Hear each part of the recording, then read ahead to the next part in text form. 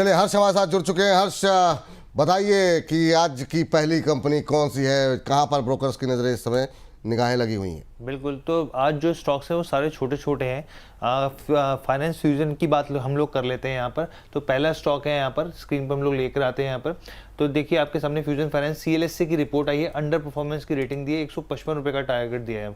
अब इन्होंने fusion finance को लेकर कई चीज़ें यहाँ पर कही हैं, क्योंकि अभी जो स्टॉक है वो काफ़ी ऊपर और जो टारगेट है काफ़ी डाउनफॉल का इन्होंने दिया है। इनका कहना है कि कंपनी की तरफ से यहाँ पे, मैनेजमेंट की तरफ से यहाँ पे जो है अभी भी कोई क्लैरिटी नहीं मिली है ग्रोथ को लेकर, अगर साल के हिसाब से देखा जाए। और वो जो क्लैरिटी है वो FY26 के Q1 के बाद दी जाएगी। ये एक उन्होंने कहा कि ये चीज़ हमें देखनी होगी यहाँ पर। इसके अलावा नेट स्लीपेज रेशियो जो है वो लगातार यहाँ पे बढ़ रहा है। पिछले 2 क्वार्टर में देखें नेट स्लीपेज बढ़ता हुआ दिखा है और 13 से 14% तक पहुँचता हुआ यहाँ पर दिखा है। इसके अलावा इन्होंने कंपेरिजन भी किया क्रेडिट ग्रामीण एक्सिस के साथ। तो उन्होंने कहा कि वहाँ पर अगर आप कंपेरिजन करें तो यहाँ पे इसमें जो स्थिति है वो और डेटोरेट होती हुई दिख रही है, यहाँ पे स्लीपेज के मामले में और ख़राब होती हुई दिख रही है। इसके अलावा राइट ऑफ जो कर्ज सरकारी बट्टे में डाला जाता है, तो राइट ऑफ के नंबर्स भी यहाँ पे काफ़ी बढ़ते हुए दिखे हैं। लेकिन हाँ, इन्होंने एक चीज़ ये ज़रूर कही है कि मैनेजमेंट का यहाँ पे साफ तौर पे कहना है कि जो डिसबर्सल ट्रेंड है वो जो Q4 में रहा है वो स्थिति Q1 में भी देखने को मिलेगी। FY26 के इसमें कोई बदलाव होता हुआ नहीं दिखेगा। ठीक, चलिए, तो आज की पहली कंपनी यहाँ पर निकल करके आई है फ्यूजन फाइनेंस, और यहाँ पर नीचे के टारगेट निकल करके आते हुए सीएलएससी की रिपोर्ट है। रजित सर, आपकी टिप्पणी क्या होगी फ्यूजन फाइनेंस, अगर आपने ट्रैक किया हो तो? सर बिल्कुल दूरी बना के रखने का है। लोअर लेवल्स पे भी अभी बिल्कुल खरीदने के लिए नहीं बोलेंगे। प्रमोटर्स भी अपना स्टेक लिक्विडेट कर रहे हैं। रिटर्न ऑन इक्विटी भी माइनस में जा रही है किसी कंपनी की। मतलब आप देखें जो कैपिटल एम्प्लॉयड है वो भी नेगेटिव है। ऐसे काउंटर से बिल्कुल दूरी बनाए रखें, कुछ नहीं करना है। डाउन साइड भी आता है तो भी नहीं करना। चलिए ठीक है, ये रहा फ्यूजन पे दूरी बना करके चलनी है। सीएलएससी की रिपोर्ट से काफ़ी हद तक सहमत रचित जी भी हैं। अगली कंपनी लेकर के आते हैं स्क्रीन पर। जी, अगली कंपनी है एबी फैशन की, हम लोग बात कर लेते हैं यहाँ पर।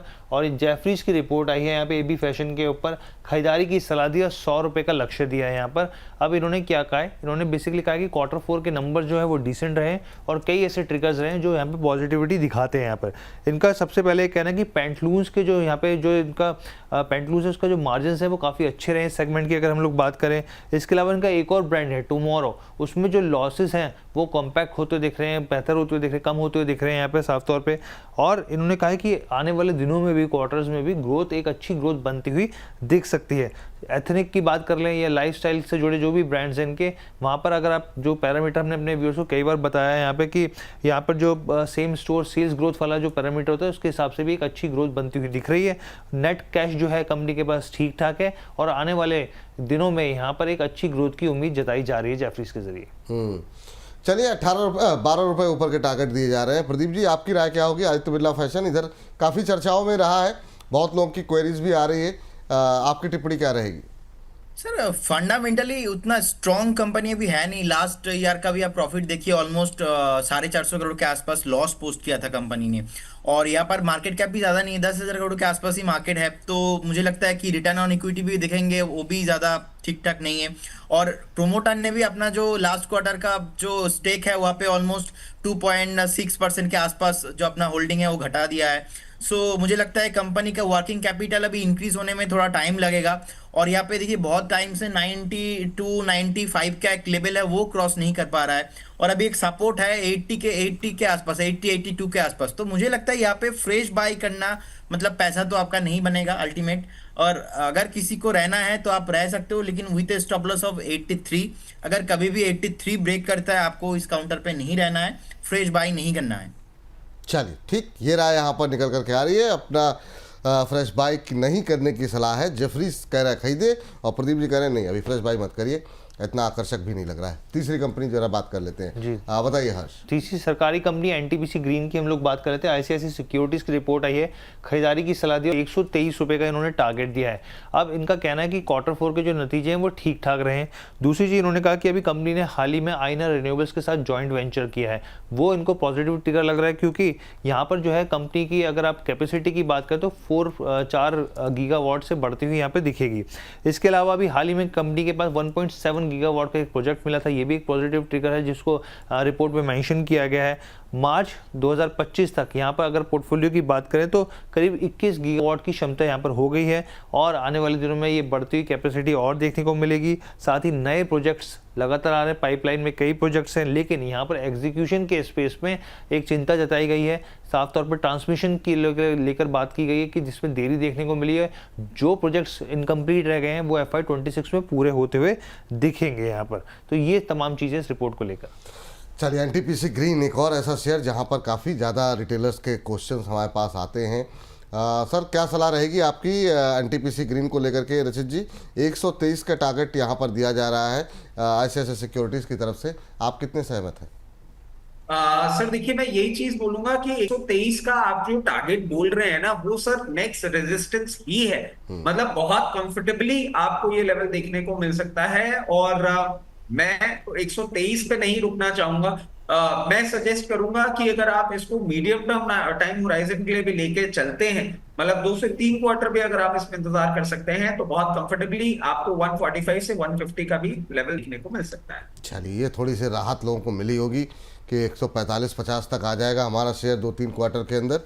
तो निगाहें बना करके रखिए, बिल्कुल जो है यहाँ पर 112-13 के आसपास चल रहा है और 123 का जो टारगेट दिया गया उससे काफ़ी ऊपर के टारगेट हमारे प्रदीप जी के, हमारे रचित जी की तरफ से निकल के आ रहे हैं।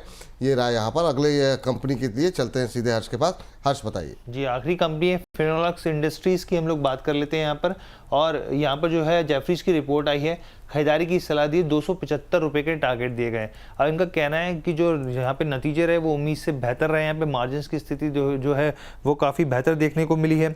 और साथ इनका कहना है कि जिस तरीके से यहाँ पर आप एग्रीकल्चर की बात करें, रूरल की बात करें, यहाँ पे साफ तौर पर वहाँ पे जो है इनकम बढ़ती हुई दिख रही है।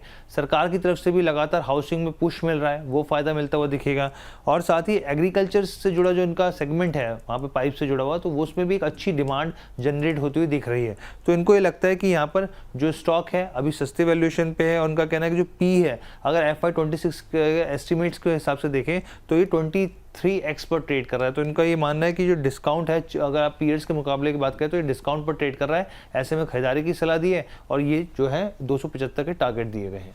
चलिए, 275 के टारगेट निकल के आ रहे हैं फिनोलेक्स इंडस्ट्रीज़ में। आज ऐसा लग रहा है कि हर्ष जब कंपनियां चुन रहे थे तो उन्होंने देख लिया किस पे सवाल ज़्यादा है। एक अगर फ्यूजन फाइनेंस को छोड़ दीजिए ना, इन तीनों पे आज काफ़ी सारे सवाल थे। एनटीपीसी ग्रीन हो, फिनोलेक्स इंडस्ट्रीज छोड़ना पड़ा, डिस्कशन में हमारे नहीं आ पाया, एबी फैशन नहीं आ पाया, लेकिन ये तीनों पे आज काफ़ी ज़्यादा क्वेरीज थी। तो इसी माध्यम से तमाम दर्शकों के उत्तर भी मिल गए। सर, फिनोलेक्स इंडस्ट्रीज कैसा लग रहा है आपको? क्या टिप्पणी रहेगी करंट लेवल पे? प्रदीप जी, आपकी टिप्पणी? देखिए सर, अभी 216-17 के आसपास चल रहा है। मुझे लगता है जिनका होल्डिंग है आप बने रहिए।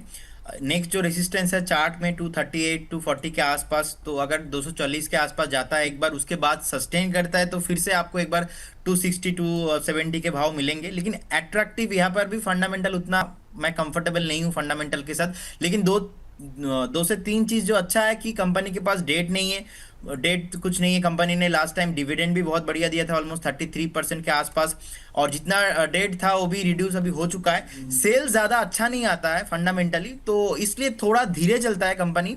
और देखिए, एक तो मतलब क्या है ना, कंपनी का मेन है सेल्स, तो सेल्स इतना तगड़ा नहीं है। चार्ट में ठीक ठाक है, बेस बना दिया है, अभी ऊपर आज आ भी जाएगा 250 270। That is not a very big deal for Finolex industry. तो मुझे लगता है आपको एक स्टॉप लॉस मेंटेन करना चाहिए 190। फ्रेश बाय भी आप करके जा सकते हो, लेकिन यहाँ पे ऐसा मतलब अब होल्ड कीजिए 2 से 4 साल रखिए, ऐसा वाला सिचुएशन नहीं। कभी भी अगर 270 280 आता है तो आपको एग्जिट भी करना है। चलिए, तो ये रहा है फिनोलेक्स इंडस्ट्रीज पे निकल करके आती हुई।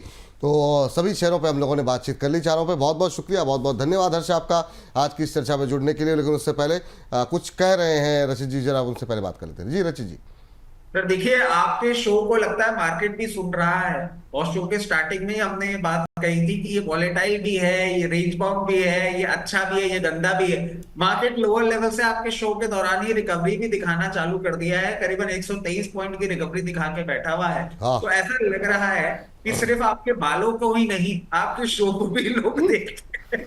ये बालों का सफर तो आपने शुरू किया सर, ये बाल सर मैं क्या करूं, अब आपके बालों पे कमेंट आता है, मेरे अंदर से ना जलन मस्ती की आ नहीं रहे मेरे वापस, अब मैं क्या करूं। ये सफर शानदार रिकवरी, बिल्कुल सही कह रहे हैं। अब जो है थोड़ा सा नीचे जरूर आया, लेकिन काफ़ी अच्छी रिकवरी जो है वो निफ्टी के अंदर देखने को मिल रही है। तो ये जो आप लोगों की टिप्पणियां है ना, ये मतलब बाजार सुनता रहता है, ऐसा नहीं है।